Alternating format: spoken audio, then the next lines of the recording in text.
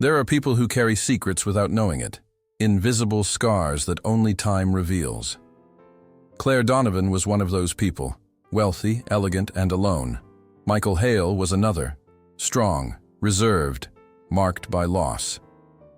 When they met on that freezing December day, neither of them imagined that their lives were already tied together by an invisible thread woven years earlier, on a night they had both tried to forget. If you love stories about second chances, about destinies crossing in impossible ways, subscribe now, because this story is going to stir something deep inside you.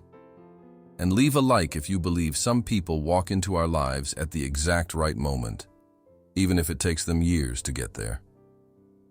Claire Donovan was 52 years old, had 8 digits in the bank, and a void that no amount of money could ever fill.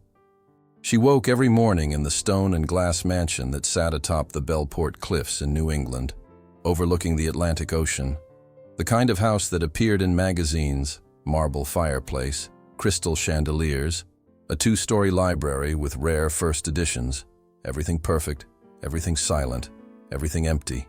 8 years earlier, Claire had it all: a husband who adored her, a vibrant social life, plans to travel the world, once he retired from the company he had built from nothing. Thomas Donovan was the kind of man who lit up any room, generous, funny, completely in love with her from day one. And then came that winter night, the frozen road, the car skidding, the impact.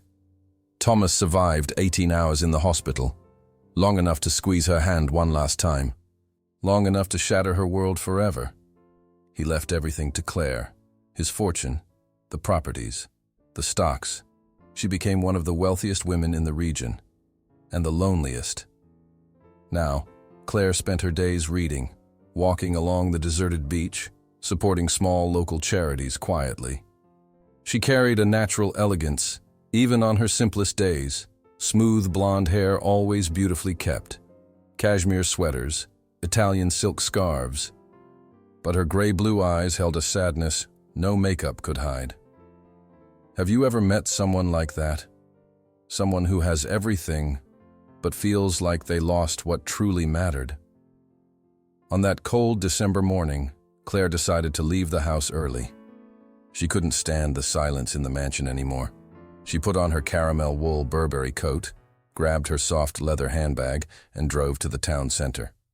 She liked passing unnoticed there. People knew who she was, but they respected her privacy. She parked her silver Range Rover in front of the small cafe she had been going to for years. The place was cozy, with wooden beams on the ceiling, the smell of cinnamon, and soft music playing in the background. She ordered her cappuccino and stood by the window, watching the snow fall in slow, heavy flakes. That's when she heard the noise: grocery bags hitting the ground, children's laughter, a deep male voice apologizing. Claire turned. Outside, in the icy parking lot, a tall man was trying to help an elderly woman who had clearly bought more than she could carry. 2 little girls ran circles around him, trying to catch oranges rolling across the snow like runaway billiard balls. One of the bags slid right up to the cafe door. Claire didn't think twice. She stepped outside, felt the cutting cold hit her face, and knelt down to pick up the items: artisan bread, a jar of wild honey, a box of Earl Grey tea. "Thank you, The man's voice made her lift her eyes. He stood in front of her. Short gray hair, military posture, deep blue eyes carrying the weight of the ocean, broad shoulders wrapped in a thick wool jacket.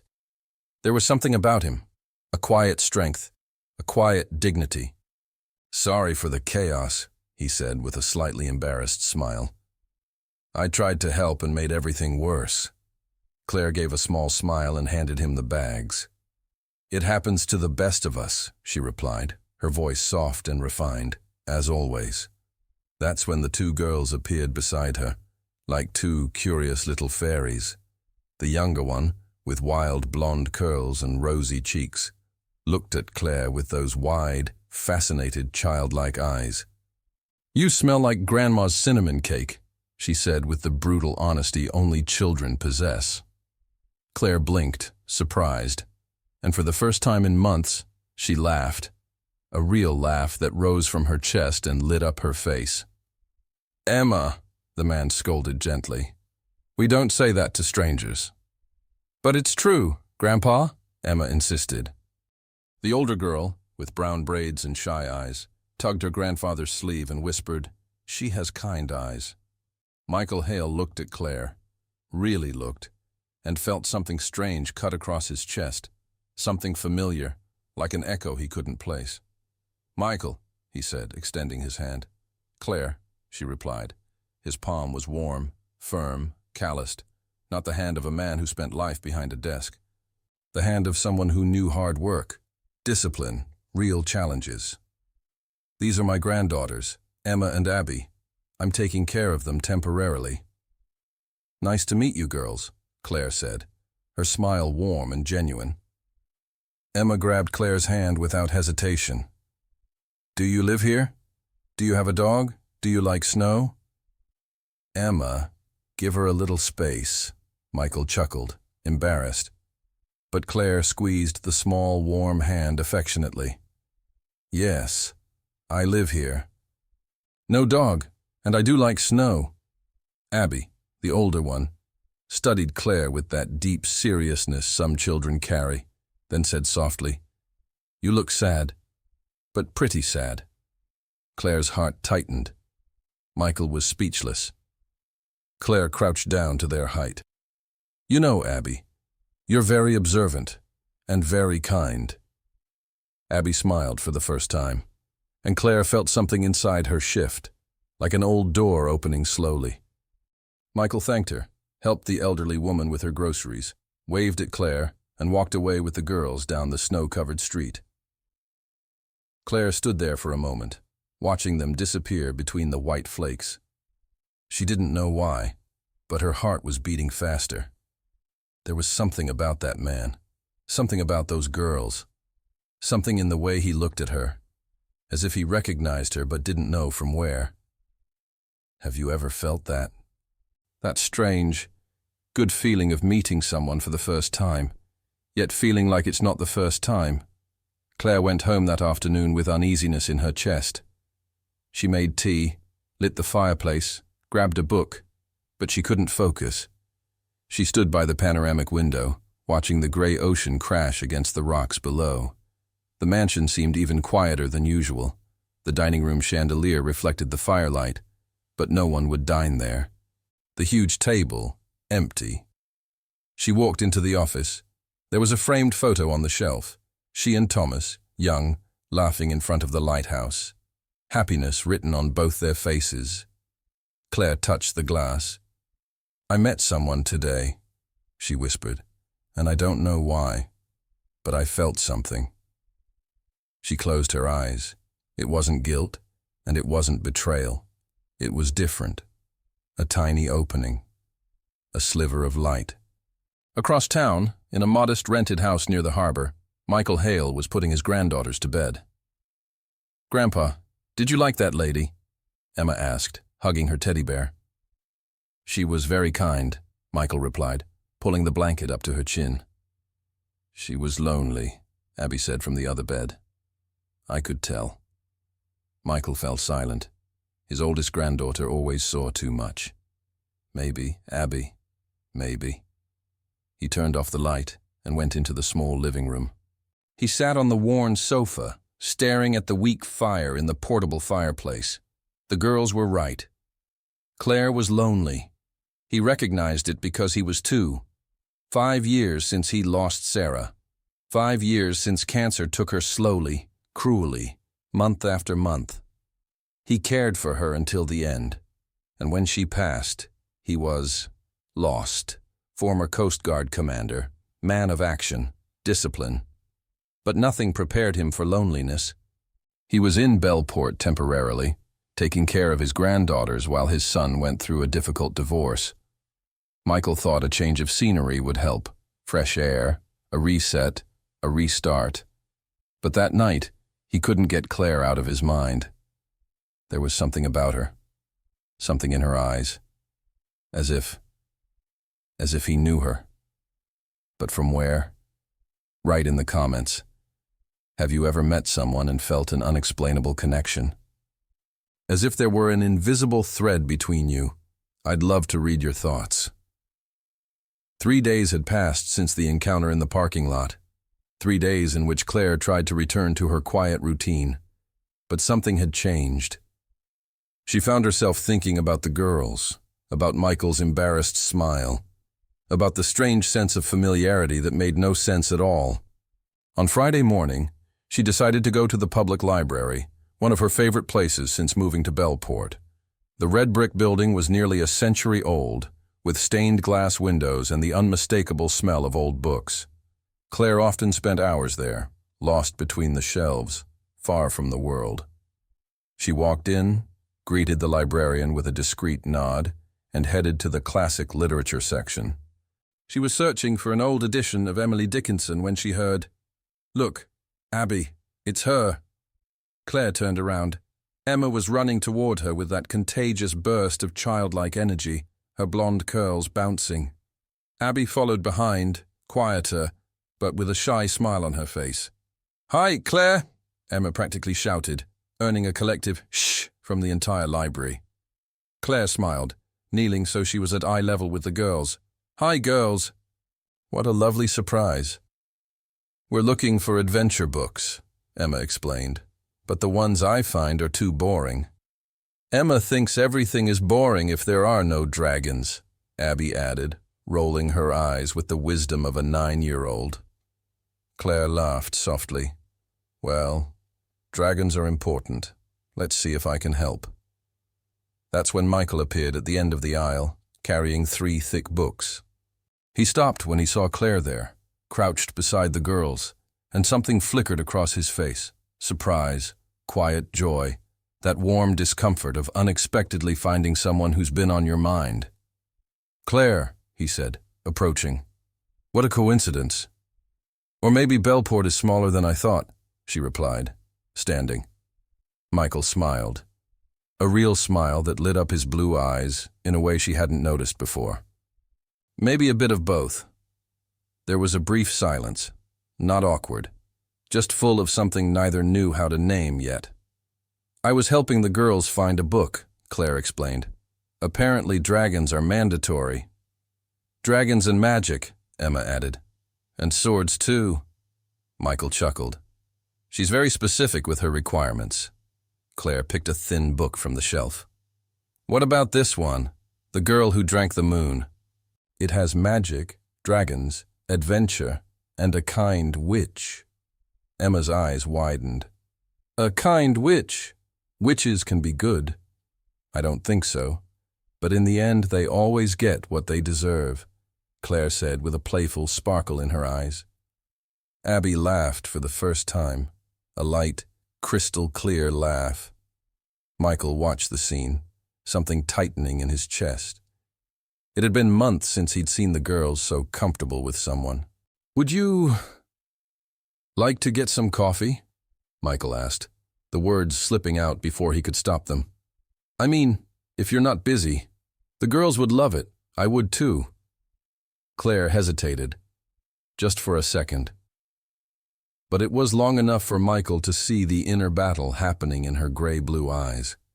"I would love to," she finally said. They went to the same cafe as before. Claire ordered a cappuccino. Michael, black coffee. The girls, hot chocolate with marshmallows. They sat by the window. The snow had started falling again, turning the street into a postcard.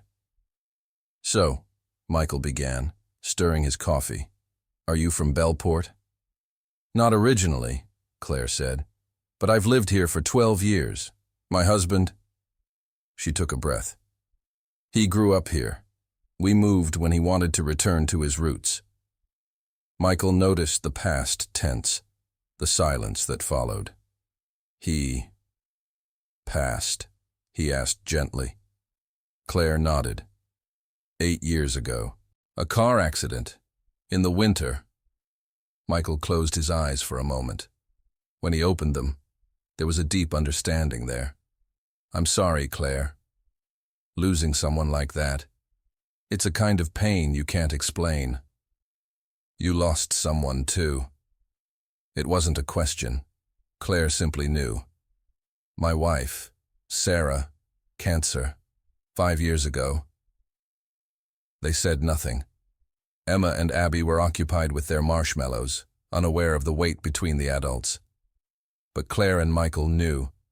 They knew they were sitting in front of someone who understood the language of loss, the club no one wants to belong to.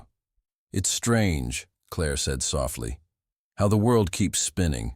People keep laughing, living, complaining about little things, and you're stuck in time, trying to remember how to breathe without hurting. Michael looked at her with an intensity that made her feel seen, truly seen. And did you? He asked quietly. Learn how to breathe again. Claire smiled, but it was a fragile smile. Some days are better than others. Abby, who had been listening with her quiet attentiveness, placed her small hand over Claire's. That's why you look sad pretty, she said with a devastating childlike simplicity. Claire felt her eyes burn. She held Abby's hand gently. You're very wise for being 9. You know that. Everyone says that, Abby replied seriously. Michael cleared his throat, clearly emotional. They lost their grandmother young. I think they grew up seeing pain up close. And you took care of them, Claire said. That's beautiful. I tried. I still try. Emma, bored with the heavy conversation, switched subjects abruptly. Claire, do you have family? Kids? Dogs? Cats? Hamsters? Claire laughed. I don't have children. I didn't get the chance. And I don't have pets because, well, I never really thought about it.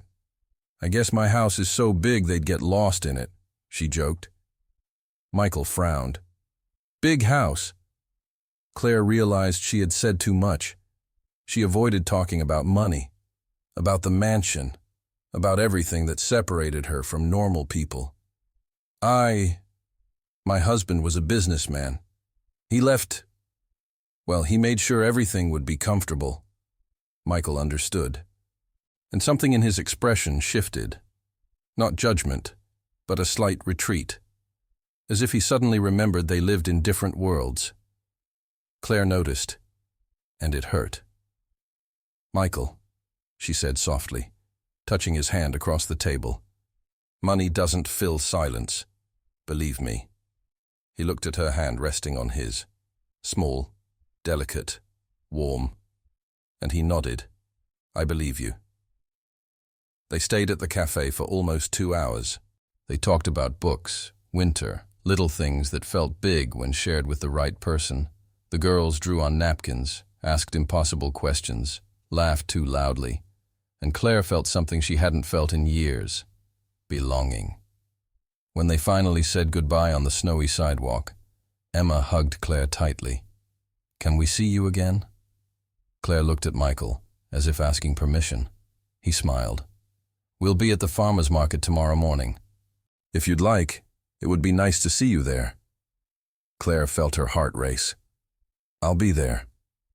She watched them walk down the street, the girls jumping into melted snow puddles, Michael with his hands tucked in his pockets, turning one last time to wave, and Claire stood there in the cold, feeling something dangerous and wonderful blooming inside her. Hope. That night, in her silent mansion, Claire cooked dinner for the first time in months. Just for herself. But she played music, lit candles, opened a bottle of wine. She toasted alone, looking at the photo of Thomas. I met a lovely family today, she said aloud, and they make me want to enjoy life again. The snow fell outside. The fire crackled. And for the first time in 8 years, Claire Donovan went to bed smiling. Across town, Michael was tucking the girls into bed. Grandpa, Abby whispered in the dark, do you like Claire? Michael was quiet. I think I do, Abby. She likes you too. You can tell. Michael smiled in the dim light. How do you know? Because she smiles differently when she looks at you. Emma, half asleep, mumbled. and because she smells like cinnamon cake." Michael laughed softly, kissed their foreheads, and left the room. But as he stood by the window, watching the snow continue to fall, he felt something he hadn't felt since Sarah died. Fear. Fear of opening up again. Fear of losing again. Fear that the elegant woman with sad eyes might actually mean something. And you? Have you ever been afraid to be happy again? To love again? To risk everything after losing everything? What neither of them knew yet was that destiny wasn't just bringing them closer. It was correcting something that began years ago, on a night they both tried to forget. What do you think happened in Claire and Michael's past? What secret hasn't been revealed yet? Your theories might be right. The Bellport Farmers Market took place every Saturday, even in winter. Wooden stalls covered with white canvas lined the central square, selling homemade bread, local honey, artisanal cheeses, greenhouse vegetables, and crafts. The air smelled of cinnamon, pine, and fresh coffee. Claire arrived at 9 in the morning, earlier than planned. She wore a navy wool coat, a cream silk scarf, and leather boots. She looked effortlessly elegant, but her heart was beating like a teenager's on a first date. Have you ever felt nervous to see someone again? That warm, anxious flutter mixed with the fear of feeling too much, too fast. She pretended to browse the stalls, picked up a jar of strawberry jam, examined handmade candles, but her eyes were searching for a tall man with graying hair and 2 bouncing little girls. "Claire!" Emma's high-pitched voice cut through the air. Claire turned and saw the 3 of them walking toward her. Michael carried a cloth bag over his shoulder, his hands free to hold his granddaughters.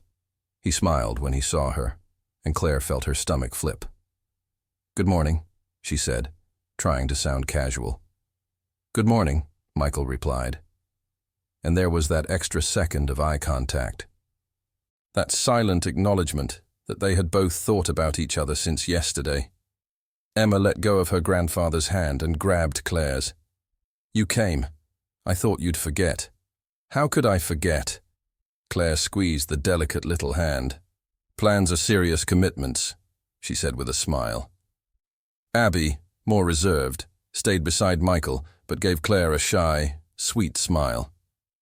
"Do you want to walk with us?" Michael asked. "I'd love to." They strolled through the market like an unlikely family. Emma never stopped talking, pointing at everything, asking 1,000 questions. Abby held Michael's hand but watched Claire with quiet curiosity. And Michael was different, lighter, as if something inside him had finally relaxed. They stopped at an artisan chocolate stall. Claire insisted on buying a box for the girls. Michael tried to refuse, embarrassed. "Claire, you don't have to—" "I know," she interrupted gently, "but I want to." He looked at her, searching for meaning. Claire met his gaze. "Michael, let me do this. Please." There was something in her voice, a silent plea, as if she needed to give, needed to take part in something, needed to feel needed again. Michael nodded. "Thank you." The girls exploded with joy, each choosing 5 chocolates. Claire paid without even checking the price. The vendor smiled, recognizing her. Everyone in town knew who Claire Donovan was, even if she preferred not to be noticed. They continued walking. Emma nibbled chocolate while skipping ahead. Abby now held Claire's hand, quietly but firmly, and Michael walked beside her, so close that their shoulders brushed now and then. "You're good with them," he said softly. "They're easy to love," Claire replied. "Not everyone sees it that way. My son, he's going through a difficult time. Messy divorce. The girls felt it. They got quieter, more unsure. And you stepped in to take care of them. It was the least I could do. Sarah always said family is what matters. So, here I am." Claire felt her chest tighten. She would be proud of you. Michael stopped walking, turned to her. There were tears at the corners of those deep blue eyes. Thank you for saying that. Claire touched his arm lightly. It's true. They stood there for a moment, in the middle of the busy market, surrounded by people but completely alone, looking at each other. Have you ever had a moment like that, when a connection forms in the middle of chaos, and suddenly it's just you and that person? That's exactly how they remained. After the market, Michael invited Claire to have lunch with them. Nothing fancy, just a small seaside restaurant that served delicious homemade soup. They sat near the window. The ocean was gray and rough, the waves crashing hard against the rocks. Emma and Abby drew on sheets of paper the waitress brought. Claire and Michael talked. You said you lived in other places before Bellport, Michael said. What was your life like before? Claire stirred her soup. Different, very different. Thomas and I lived in Boston. He owned a tech company. We traveled a lot. Dinners, events, always surrounded by people. It was intense. Did you like it? Claire thought for a moment. I liked him. The rest was just the rest. And now I have silence, peace, and loneliness, she said with a sad smile. Much more loneliness than I ever thought possible. Michael held a coffee cup between his hands. I understand you. After Sarah died, the house felt so empty I could hardly stay there. I ended up volunteering for more missions, more work. Anything not to be alone with my thoughts. You were still in the Coast Guard. I retired last year, 32 years of service. Wow, that's impressive. Michael shrugged. It was what I knew how to do. Save people, protect. But I couldn't save the one person who mattered most. Claire placed her hand over his on the table. A simple gesture, but loaded with meaning. Michael, cancer isn't something you save someone from with strength or courage. You did everything you could. My head knows that. My heart is still learning. Claire squeezed his hand. Mine too. Abby, who had been listening while drawing, looked up. You two are sad in the same way, she said with brutal, childlike honesty. But you're less sad when you're together. Michael and Claire stared at each other, stunned. Emma, always pragmatic, added, It's true.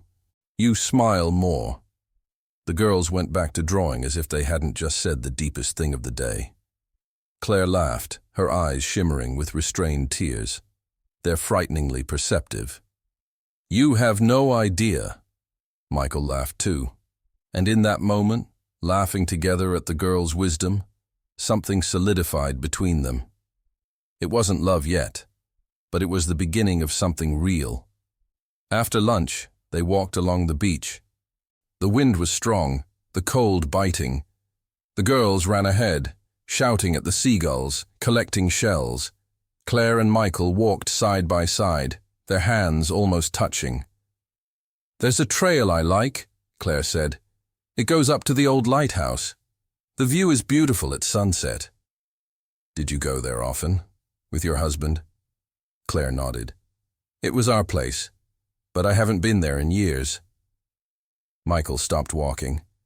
Claire, if it's too hard, you don't have to— No, she interrupted. I want to go, but I want to go with you, and with them.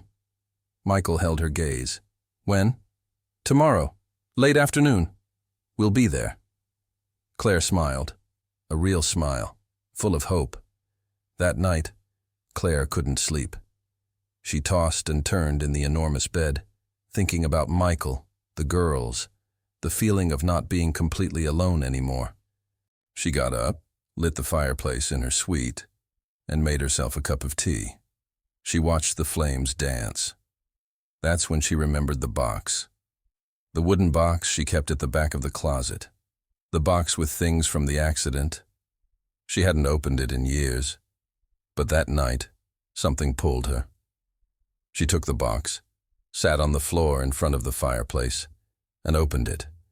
Inside, the clothes she wore that night. Torn, stained with dried blood.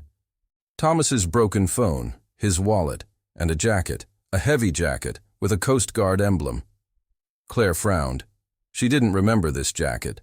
She picked it up, examined the embroidered emblem, the name stitched on the chest.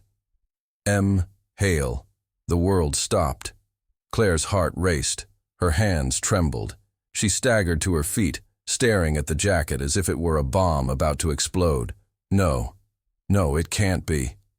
The memories began to return, fragmented, distorted by pain and shock. The icy road, the car skidding, the impact, Thomas bleeding, her screaming.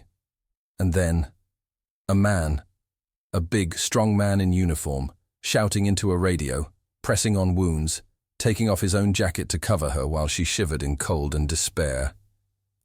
"Stay with me. You're going to be okay. I promise."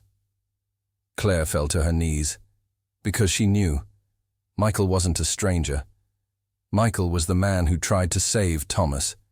Michael was the man who held her while she fell apart. Michael was the man whose face she never clearly saw, because she had been in shock, because everything was chaos, blood, and sirens. And now he was back, without knowing, without remembering. But Destiny knew. Destiny had always known. They had met before, on the worst day of her life, and now they had met again, when they were finally ready to begin again. Tell me in the comments, do you believe destiny corrects the paths?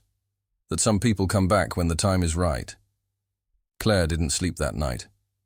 She remained seated on the bedroom floor, the Coast Guard jacket resting on her lap, her hands trembling, her heart pounding so hard she could hear it echo through the silent mansion. M. Hale. The embroidered name felt like it was burning her fingers. The memories returned in waves, some crystal clear, others blurred by pain and trauma. She closed her eyes and allowed herself to go back to that night. The night everything was destroyed. 8 years earlier. January. Claire and Thomas had been driving home from a dinner in Portland. The coastal road was dangerous, fresh snow over black ice. Thomas drove carefully, but nature doesn't negotiate. The car ahead braked suddenly. Thomas swerved. The wheels lost traction. The world became a blur of light and twisted metal. The impact was brutal. Claire woke with the taste of blood in her mouth, her head throbbing, her body pinned by the seatbelt. And then she saw Thomas, his head slumped to the side, blood dripping, his eyes closed. "Thomas! Thomas!" She screamed until her throat tore. She tried to reach him, but her hands trembled too violently. The cold sliced through the shattered windows like icy blades. That was when she heard the voice, a male voice, steady, commanding. "Don't move! The ambulance is on the way." Claire turned her head. A large man in a Coast Guard uniform was breaking the driver's side window with military precision. Another man assisted him. "Is he breathing?" Claire cried, desperate. "Yes, he's breathing." "Stay with me, ma'am. Look at me." But Claire couldn't stop looking at Thomas, at the blood, at his pale skin. The man took off his own jacket and wrapped it around her trembling body. "You're in shock. You need to stay warm. Look at me. What's your name?" My name is Claire. My husband. Please. We're going to take care of him. I promise." And he did.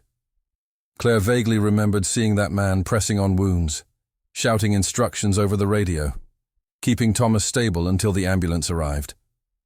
After that, everything was a blur. Red and blue lights, stretchers, hospital corridors, surgery, endless hours of waiting. Thomas survived for 18 hours, long enough to say goodbye, long enough for Claire to know her life would never be the same. She never saw the rescuer's face clearly, never learned his name. She had been in shock, then drowned in grief. When the police returned the belongings from the accident, she kept everything, including that jacket, and never opened the box again. Until that night. Claire opened her eyes, pulled back to the present. Tears streamed down her face. Michael was that man. The man who held her hand for endless minutes before the ambulance arrived and said, "You're going to survive this. I know you will." And now he was back in her life, without knowing, without remembering her. Because to him, Claire was just another victim in decades of service, another accident in a long career of rescues. He probably didn't even remember her face from that night. It was dark. She was in shock, covered in blood. But for Claire, that man had been her last anchor of hope in the darkest moment of her life, and destiny had brought them back together. The next morning, Claire woke up on the floor, still holding the jacket. Sunlight poured through the wide windows, illuminating the frozen bay below. She stood up, washed her face, and looked at herself in the mirror. Red, swollen eyes, a shaken soul. She grabbed her phone. There was a message from Michael. "Good morning. The girls are excited about the trail today. 4 p.m. at the lighthouse parking lot." Claire stared at the message for several long minutes. Should she tell him? Did she have to? What would he feel knowing he had already met her, on the worst day of her life, that he had held Thomas while he was dying? Would it push him away, cause unnecessary pain, or create an even deeper connection between them? Claire didn't know, but she knew one thing. She could not look at him today and pretend nothing had changed. She took a deep breath. Typed, "I'll be there. We need to talk." She hit send before she could change her mind. The day dragged on. Claire tried to read, tried to eat, tried to distract herself, but her heart was a frantic drum in her chest. At 3:45 p.m., she put on her coat, placed the jacket neatly folded inside a fabric bag, and drove to the lighthouse. The parking lot was nearly empty. Just Michael's car, an older black SUV, well-maintained. She parked beside it, took a deep breath, got out. Michael leaned against the car, the girls playing in the snow. He smiled when he saw her, but the smile faded as soon as he noticed her expression. "Claire, are you okay?" She approached, her legs trembling. "Michael, I need to show you something." He frowned, concerned. "What happened?" Claire glanced at the girls, still playing, unaware of the storm brewing. "This might be hard, but you need to know." Michael instantly became serious. The military posture returned, straight shoulders, alert eyes. "Tell me." Claire opened the bag and pulled out the jacket, held it out to him. Michael looked, blinked, took the jacket in his hands, examining the emblem, the embroidered name. Where did you get this?" His voice sounded strange, tight. "Do you remember an accident?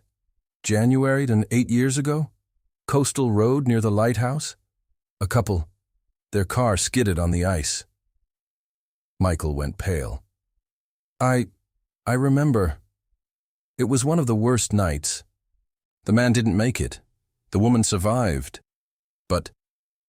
He stopped, looked at Claire, and then the world stopped for him too. "No, I was that woman, Michael." The silence that followed was deafening.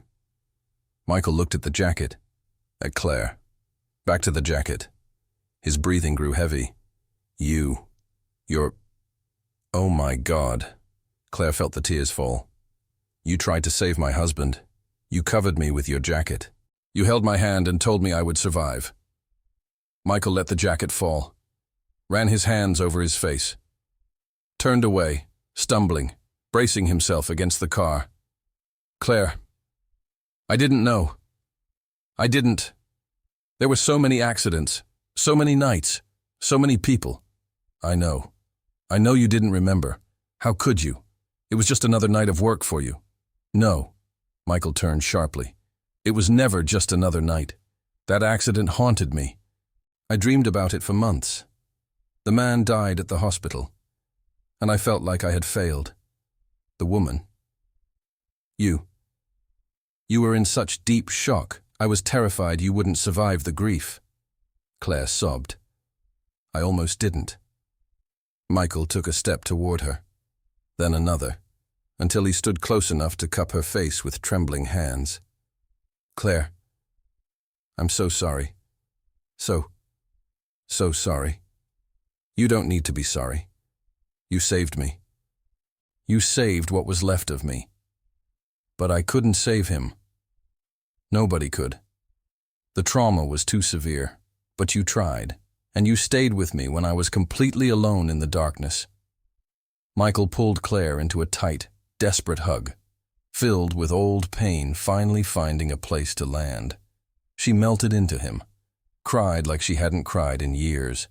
And he cried too, over the lives he couldn't save, the losses he carried, the impossible weight of meeting this woman again. But this time being able to offer more than first aid, to offer a new beginning. Abby and Emma stopped playing. They saw their grandfather hugging Claire, both crying. Emma took a step, but Abby held her hand. Wait, Abby whispered. They need this. Emma, with her surprising childlike wisdom, nodded. Are they sad?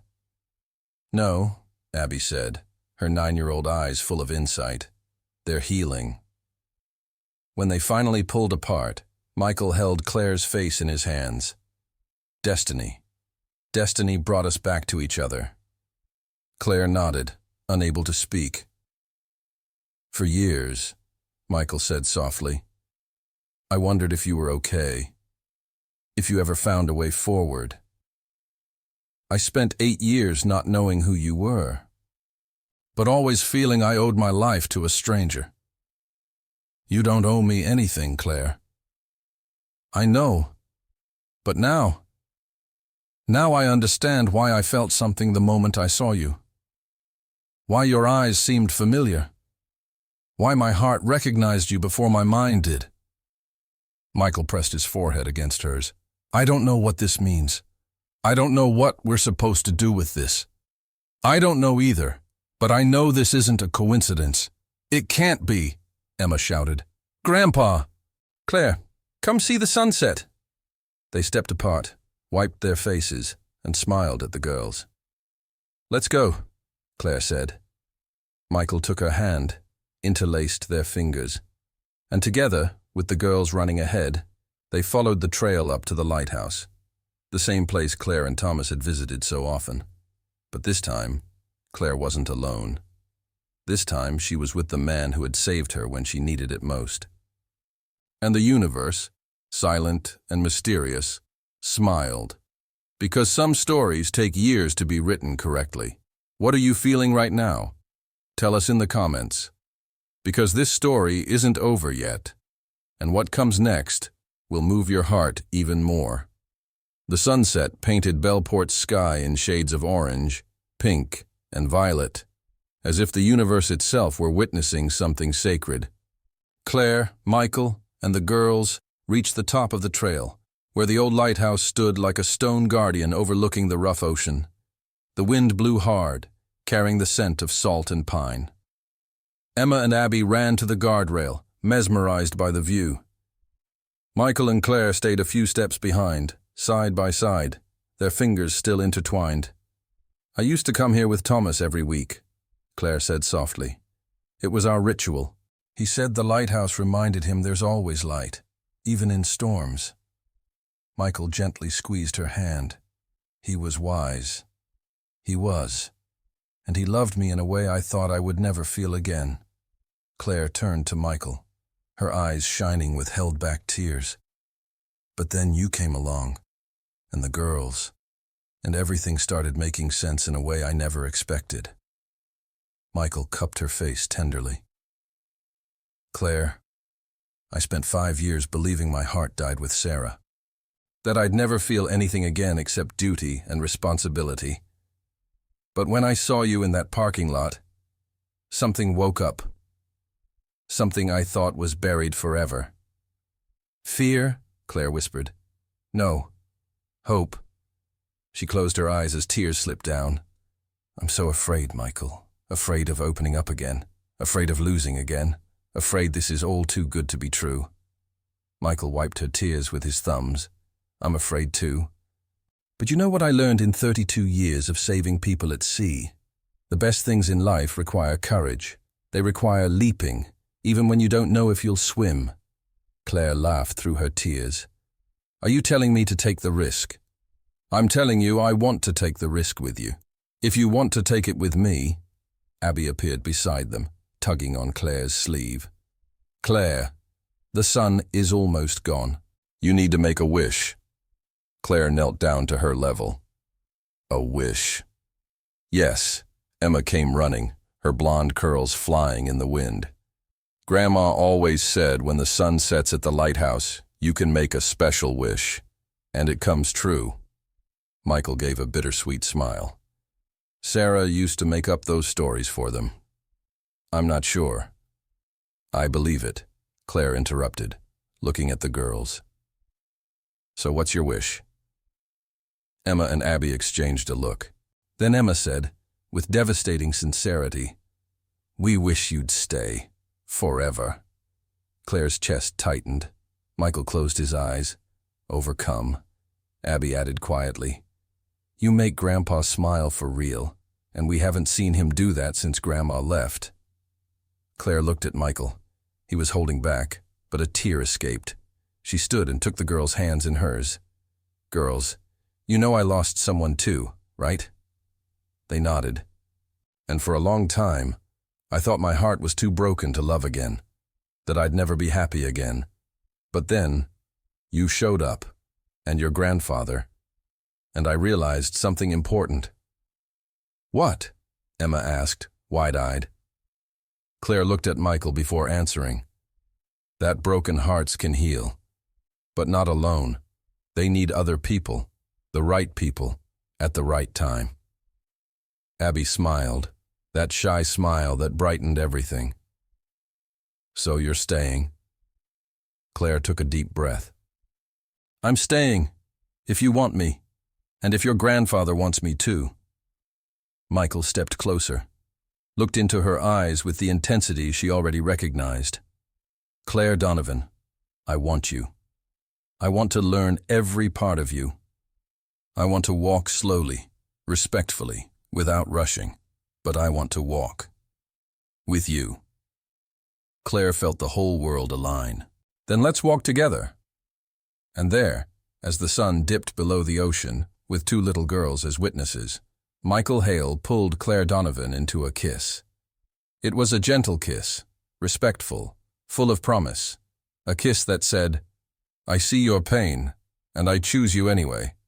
I see your past, and I want to build a future with you. Emma and Abby cheered, clapping and yelling joyfully. Claire laughed into the kiss, and Michael did too. And when they finally pulled apart, the four of them hugged, forming a small but perfect circle of reborn love. Are you smiling? I bet you are. Because this is the kind of story that stirs something deep inside us, something that still believes in small, everyday miracles. After the last trace of sun disappeared on the horizon, they walked down the trail slowly. The girls ran ahead, excitedly talking about Christmas plans, about decorating the tree, about baking cookies. Michael held Claire's hand, their fingers intertwined as if they had always belonged that way. Michael, she said suddenly, can I ask you something? Of course. The house you live in, is it small? Michael laughed. Ridiculously small. Why? Claire hesitated, then continued. Because I keep thinking, you there alone with the girls, and me alone in that huge house, so empty. And I keep wondering if maybe... Michael stopped walking, turned to her. Claire Donovan, are you asking me to spend Christmas together? She smiled, embarrassed. I am. If it's not too fast, if it's not... It is fast, he interrupted. It's fast and scary and completely outside anything I planned. But you know what? I spent 8 years living slowly, afraid, alone. And it didn't take me anywhere. She touched his face. So yes, come spend Christmas with me. Let's fill that house with laughter, with chaos, with life. Let's decorate the tree together. Let's bake cookies. Let's try to be happy again. Michael pulled her into a tight embrace. Thank you for letting me in, for trusting me. And Claire said, thank you for finding me. Twice. 3 weeks later, on Christmas Eve, Claire's mansion was unrecognizable. Lights twinkled in the windows. A massive Christmas tree dominated the living room, decorated with ornaments the girls made by hand. The smell of gingerbread and cinnamon filled every room. Soft Christmas music played in the background. Emma and Abby ran through the house in matching pajamas, chasing each other, squealing with joy. Michael was in the kitchen struggling to make hot chocolate without burning it. Claire laughed at him, wearing a red sweater and an expression she hadn't worn in years. Happiness. They had dinner together at the big table that had been empty for so long. They talked, laughed, told stories. The girls made Michael and Claire promise to read to them before bed.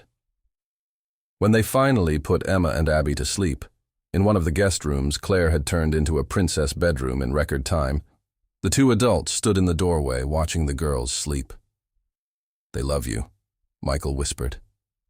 I love them, Claire replied. I didn't know I still had room in my heart for this. Michael kissed the top of her head. The heart always has room. It just needs the right person to open the doors. They went downstairs, turned off the tree lights, and lit the fireplace.